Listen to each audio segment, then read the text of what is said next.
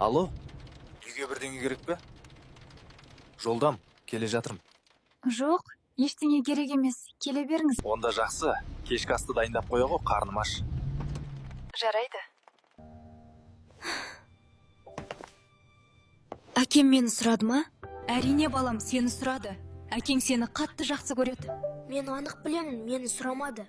Егер сіз айтқандай жақсы көрсе, қанша уақыттан бері өтініп жүрген шахмат ойнауды үйретеді ғой. Маған шахматты кім үйреткенін білесіз бе? Досым Ахматтың әкесі. Мен Ахматтан әкең маған шахмат үйретсінші деп сұрадым. Ол келсін, үйретем деді. Анашым, бір нәрсе айтайыншы. Ахматтың құшағы қайда?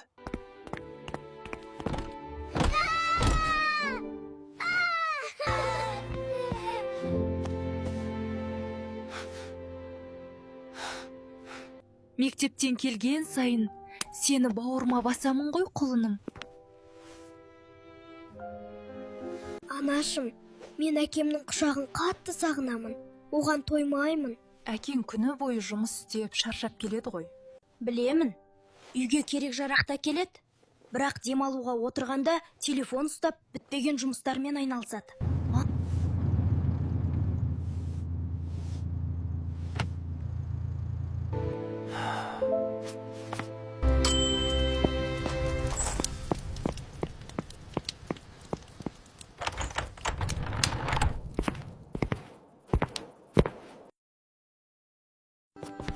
Самирдің құшағы қайда? Әке, бірдеңе дедіңіз бе? Самирімнің құшағы қайда? Міне Самирдің құшағы.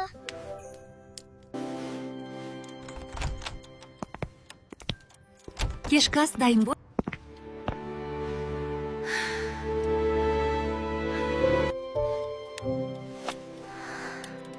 Балаларыңызға қалай қарым-қатынас жасап жүргендеріңізге назар аударыңыз.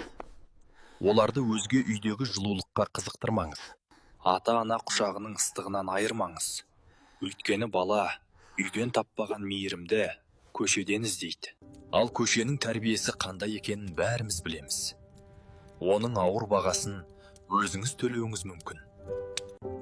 Себебі сіз де балаңыздың ыстық құшағына мұқтажсыз. Самир мен оның әкесі хикаяда ғана емес. Ал перзент көрмей, бала иісіне зар болып жүргендер қаншама. Мейірім жоғалмай тұрғанда, балаларыңызды қанып-қанып құшақтаңыз. Иіскеңіз, бауырыңызға басыңыз. Жүректерін де, өз жүрегіңізді де мейірімге қарық қылыңыз.